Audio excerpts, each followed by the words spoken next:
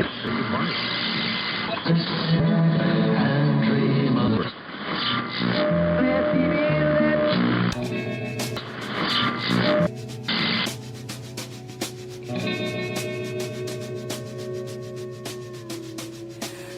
everyone, welcome to another episode of Mind Tuning. I'm Martina. And I am Will. And today we're going to talk about the song You Oughta Know from Alanis Morrisette, which came out on the album Jagged Little Pill in 1995.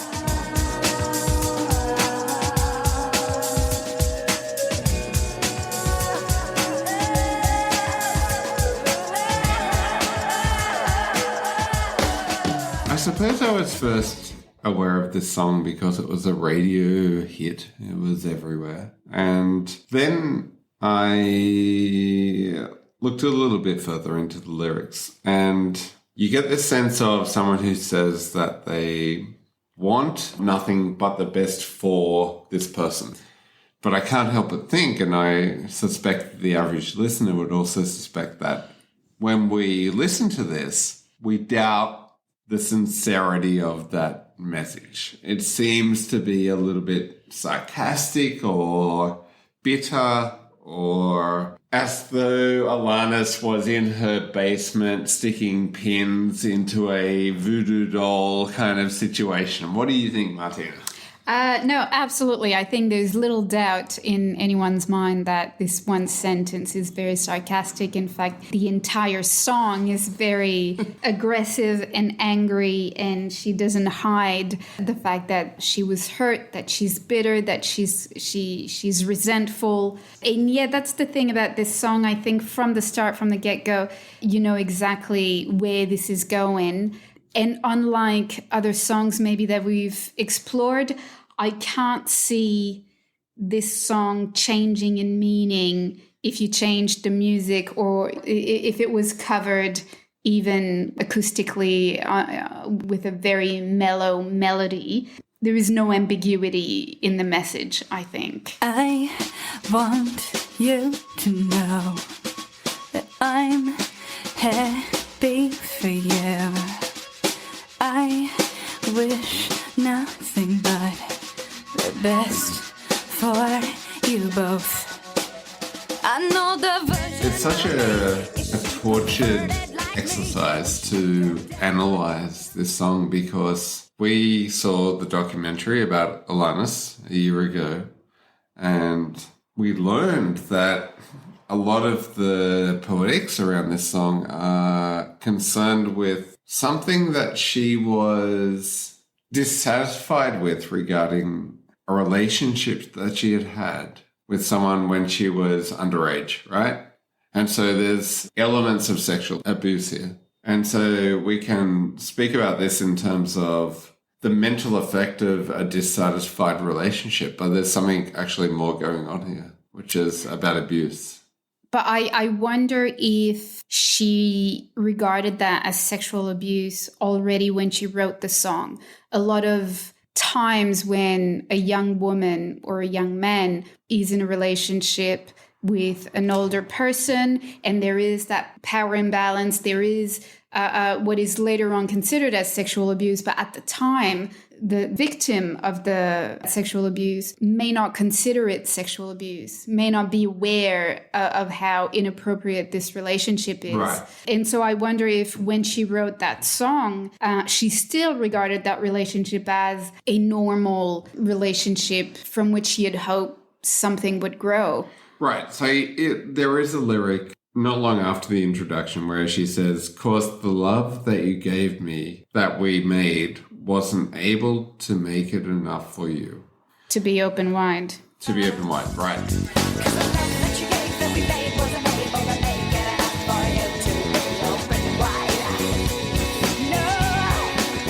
So the subject there in the song isn't the love, as she suggests, but rather it's her.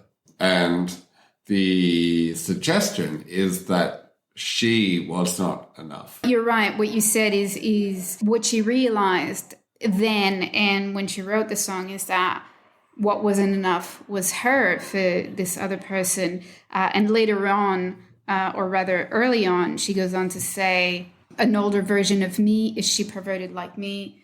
Blah, blah, blah. So possibly even that other woman may have already been in the man's life. Maybe Alanis was the side piece. Maybe it wasn't Alanis who got cheated on. Maybe it was that other woman who got cheated on.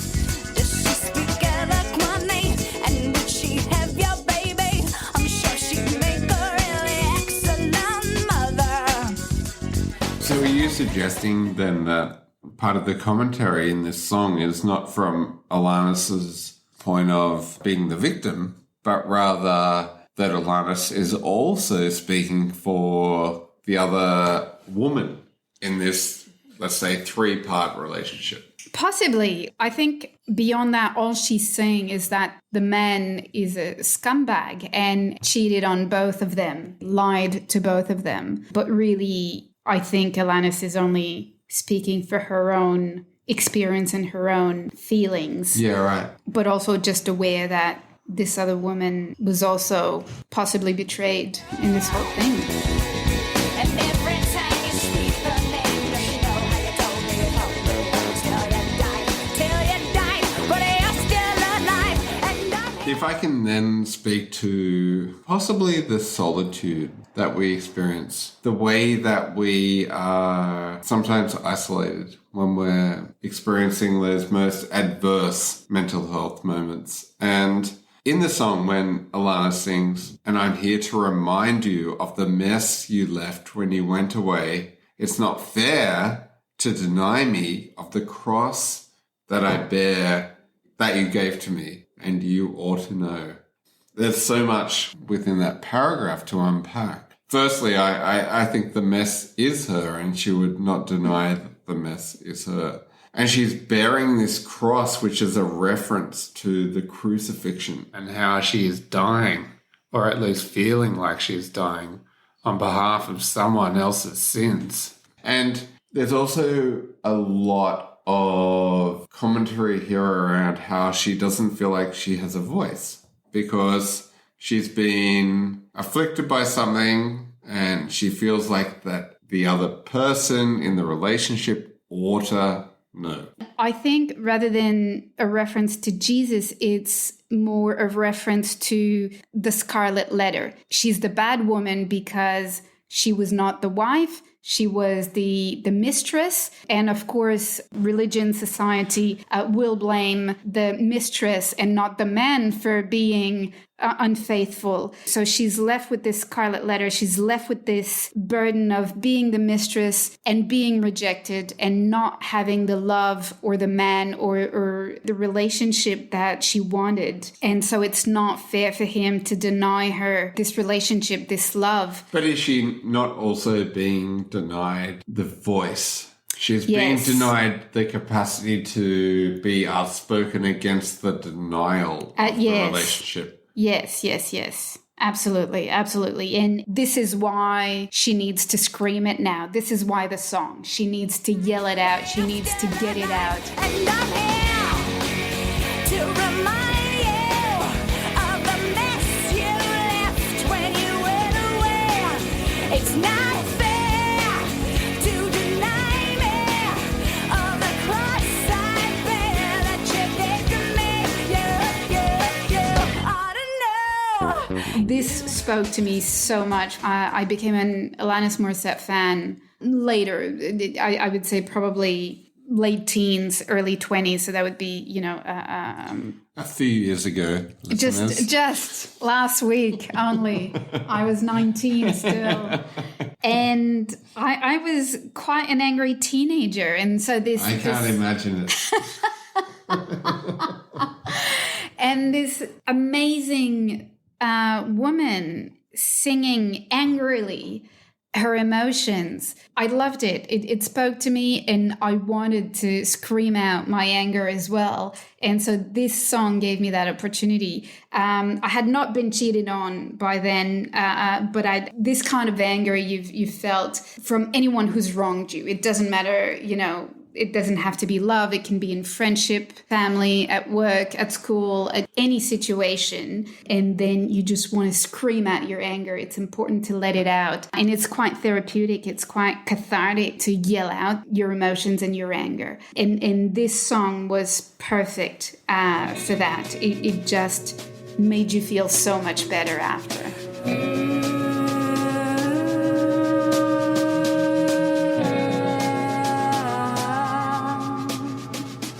Another part of the song in which I am interested is the verse where she says, "I'm not quite as well. I thought you should know.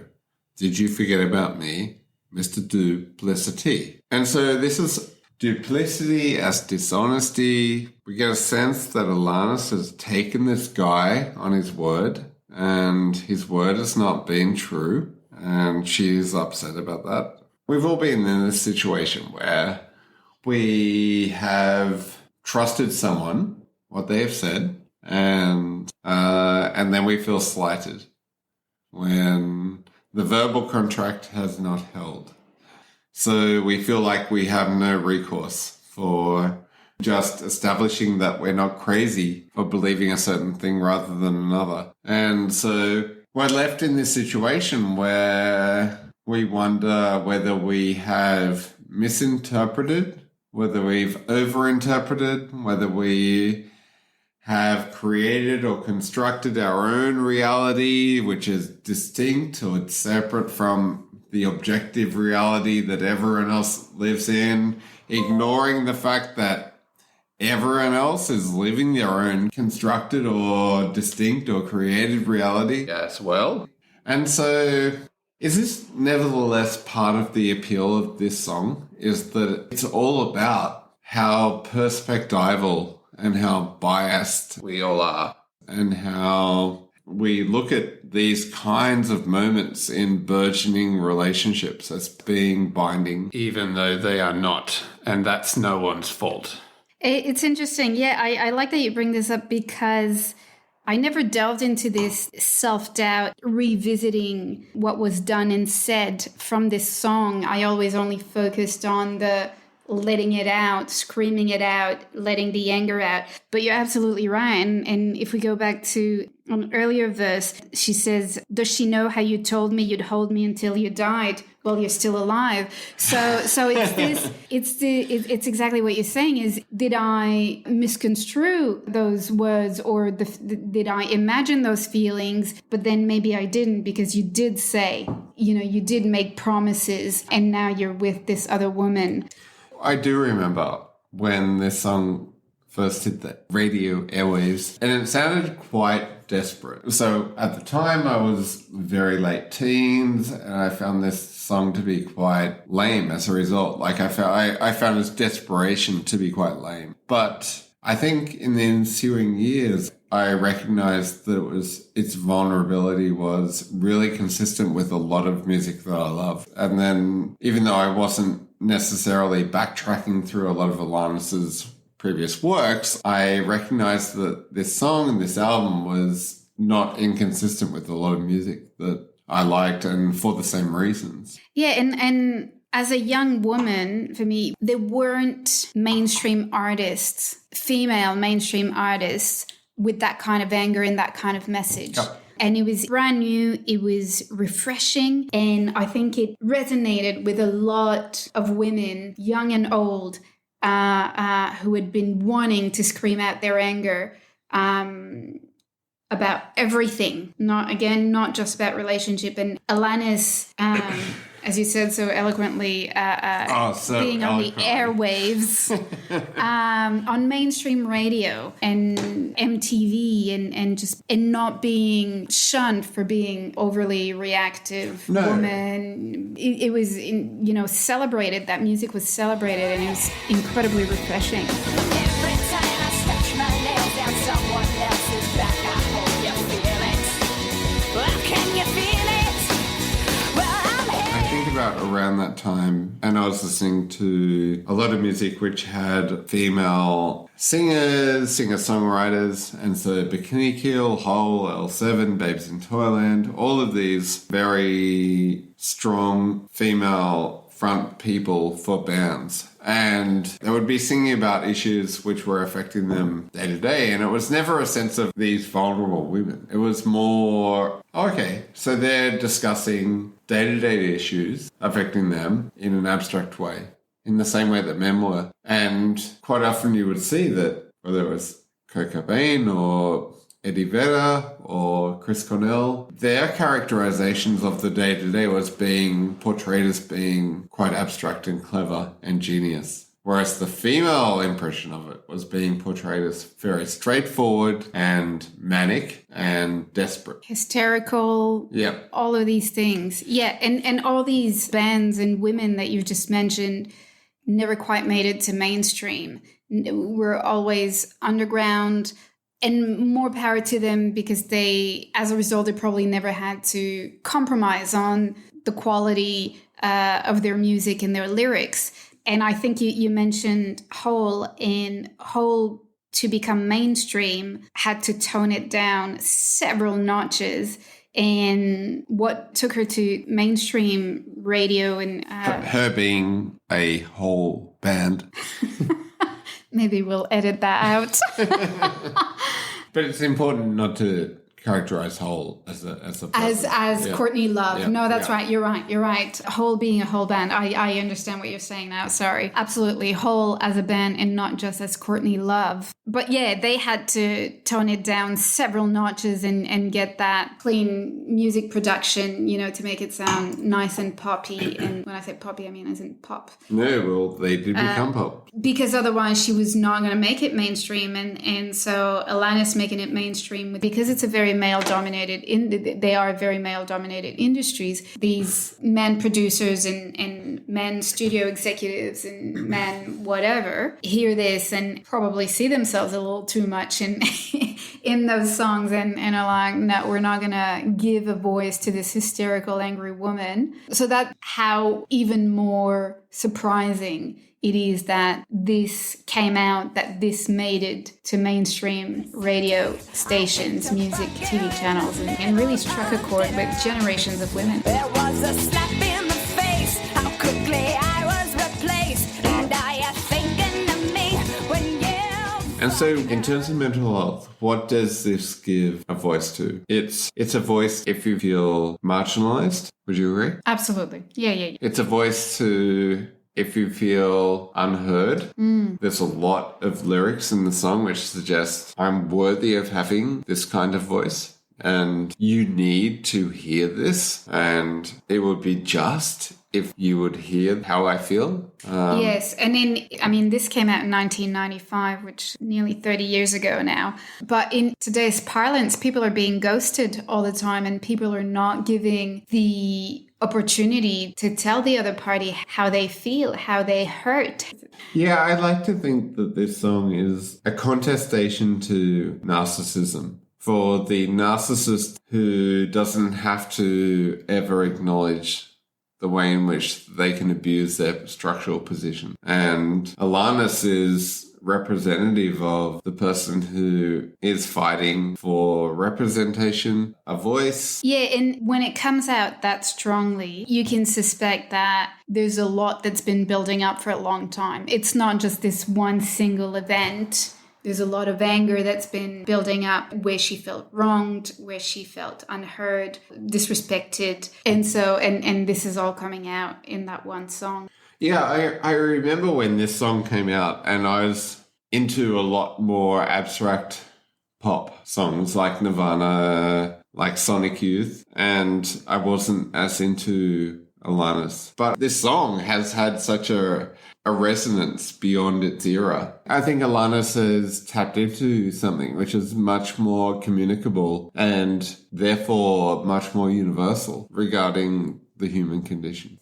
Certainly, there's no ambiguity, whether in terms of the lyric or the tone or the melody here. There is no ambiguity whatsoever. She is angry and she wants people to know, and she wants this guy to know.